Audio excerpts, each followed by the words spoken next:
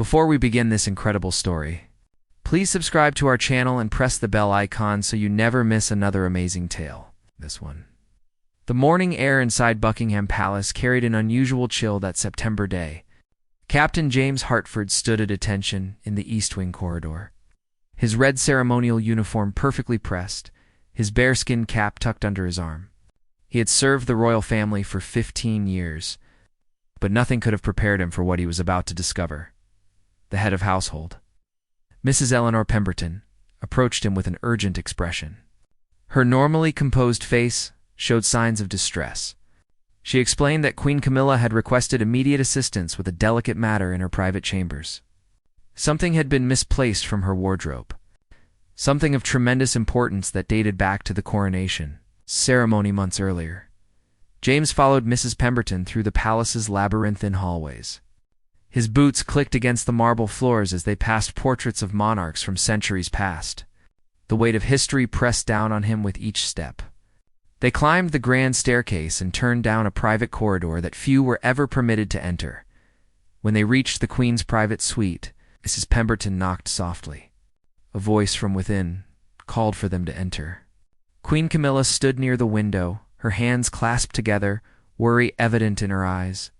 She turned to face them and offered a small, grateful smile. The Queen explained that she needed help searching through her wardrobe for a specific item. It was something she had worn beneath her coronation robes, something deeply personal that held tremendous sentimental value. She had not seen it since that historic day at Westminster Abbey, and now it seemed to have vanished entirely. James nodded respectfully and approached the massive wardrobe that dominated one wall of the chamber. It was an antique piece, carved from dark mahogany, with intricate designs of roses and crowns etched into its surface. The door stood slightly ajar, revealing layers of garments within. He had been entrusted with many duties during his service, but this felt different. This felt intensely personal. As he opened the wardrobe doors fully, the scent of lavender and cedar drifted out. Inside hung dozens of gowns, coats, and formal wear, each more magnificent than the last. Silk, velvet, and brocade in every imaginable color lined the interior. James began his search methodically, moving garments aside with careful hands, his heart beating faster with each moment. James worked slowly through the wardrobe, his trained eyes scanning every shelf and compartment. Queen Camilla watched from her chair by the window, her fingers nervously twisting a handkerchief. Mrs. Pemberton stood near the door, maintaining the discretion that her position demanded. The ticking of the antique clock on the mantel seemed louder than usual in the quiet room. Behind the evening gowns, James discovered a section of the wardrobe he had not initially noticed.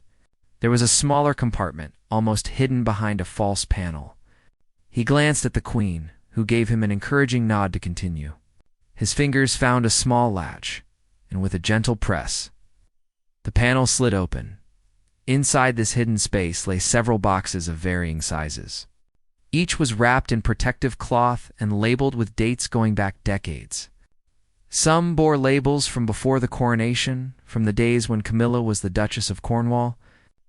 James felt he was glimpsing into a private archive of memories, each box holding a piece of history. The Queen rose from her chair and came closer. She pointed to a particular box near the back, one wrapped in cream-colored silk. Her voice was soft as she asked James to retrieve it carefully. He lifted it out with both hands, surprised by how light it was. He placed it gently on the nearby table. Queen Camilla's hands trembled slightly as she untied the silk ribbon holding the cloth in place. She unwrapped the box slowly as if savoring the moment. Inside was a smaller velvet case, royal blue in color. When she opened it, James caught a glimpse of something that made his breath catch. It was not what he had expected at all. Inside lay a simple gold locket on a delicate chain. It was not adorned with diamonds or precious gems. It was modest, almost plain compared to the crown jewels. But the way Queen Camilla held it, the tears that formed in her eyes, told James this piece held more value than any crown or scepter ever could. She opened the locket with trembling fingers. Inside were 2 tiny photographs, so small that James had to lean closer to see them properly. One showed a young woman with kind eyes smiling at the camera. The other showed a man in military uniform, his bearing proud and strong. These were people from the Queen's past. People who meant the world to her. Queen Camilla explained in a voice thick with emotion that these were her parents, Major Bruce Shand and the Honorable Rosalind Shand. She had worn this locket beneath her coronation gown, hidden from view but close to her heart. On that momentous day when she became queen, she had wanted them with her, even though they had both passed away years before. The queen sat down, still holding the locket carefully in her palm. She began to share memories that James knew were rarely spoken aloud. She talked about her father, the decorated military officer who had served in World War II, who had taught her about duty, honor, and perseverance. She spoke of her mother, who had shown her grace, kindness, and the importance of staying true to oneself. James stood respectfully as she shared these intimate recollections. He realized that beneath all the pageantry and protocol, beneath the crown and the title, Queen Camilla was a daughter who missed her parents. She had carried them with her on the most important day of her life. Seeking their blessing from beyond the grave, she explained that after the coronation, in the exhaustion and overwhelming emotion of that day, she had carefully tucked the locket away. She had meant to wear it again, but then could not remember exactly where she had placed it. Days had turned into weeks, and weeks into months. The worry of losing this precious connection to her parents had weighed heavily on her heart. Mrs. Pemberton moved closer, offering the Queen a fresh handkerchief.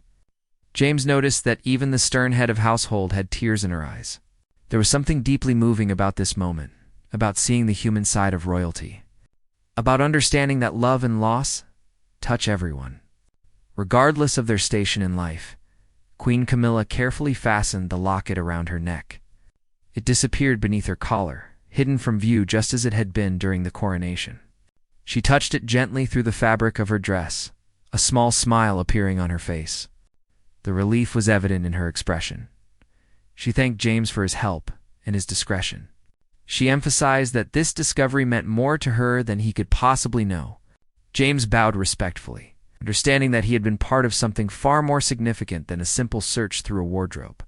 He had been trusted with a glimpse into the Queen's heart. As he prepared to leave, Queen Camilla asked him to wait a moment. She went to her writing desk and retrieved a small envelope. Inside was a handwritten note of gratitude. She explained that sometimes the smallest objects carry the greatest love. And finding this locket had lifted a burden from her soul that she had been carrying for months. James accepted the envelope with another bow.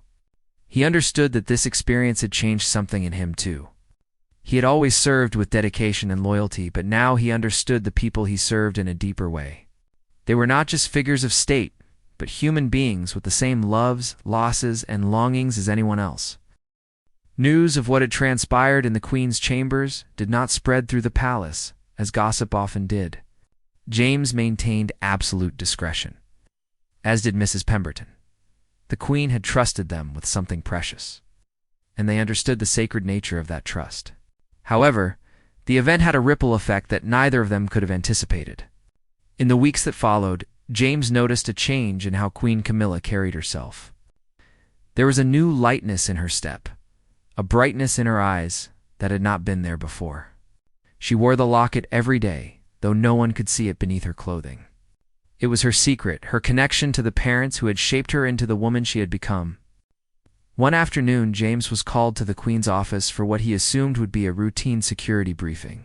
Instead, he found her sitting with a leather-bound journal open on her desk. She explained that finding the locket had inspired her to begin a project she had been contemplating for years. She wanted to create a private archive of family memories, stories, and lessons learned. She asked if James would be willing to help coordinate the effort. It would involve working with various staff members to locate photographs, letters, and other personal items stored throughout the palace. The project would be entirely private, meant only for her own family and future generations.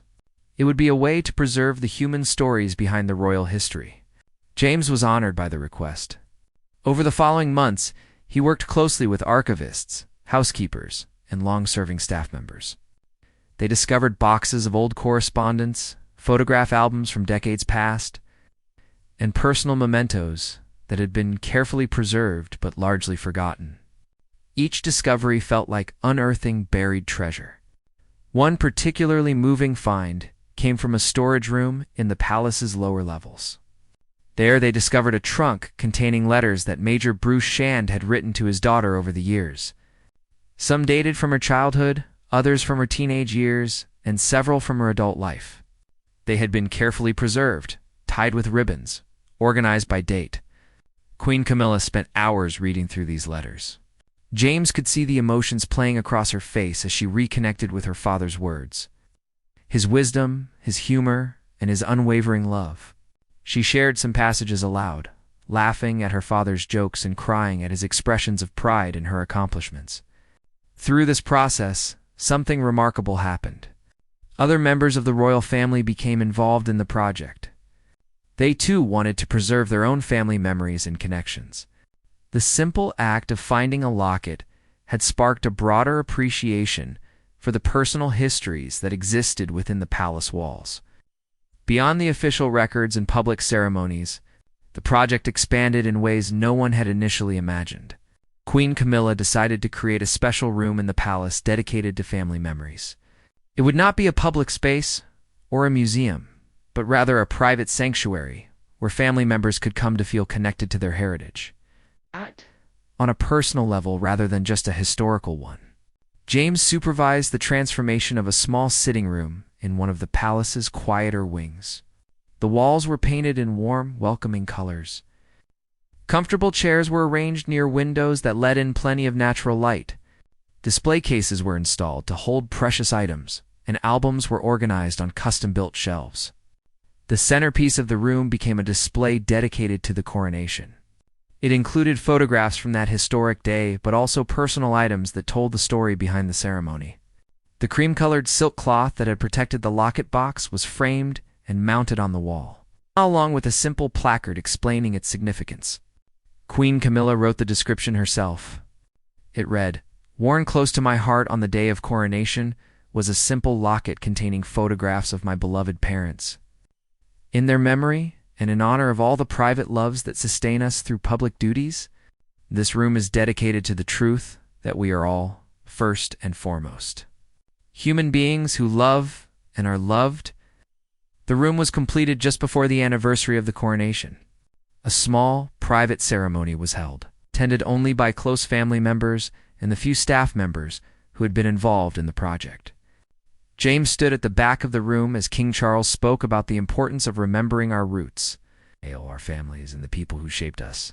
The king shared his own memories of his late grandparents and parents. He spoke about how easy it was to become consumed by duty and obligation, and how important it was to maintain connections to the people and memories that reminded them of who they truly were. His voice cracked with emotion as he thanked his wife for initiating this meaningful project. After the ceremony, Queen Camilla approached James privately. She thanked him again for his role in making this all possible. She explained that if he had not helped her find that locket, if he had not treated her worry with such respect and care, none of this would have happened. A simple act of service had blossomed into something beautiful and lasting. James felt deeply moved by her words. He realized that his role as a royal guard was about far more than standing at attention or maintaining security.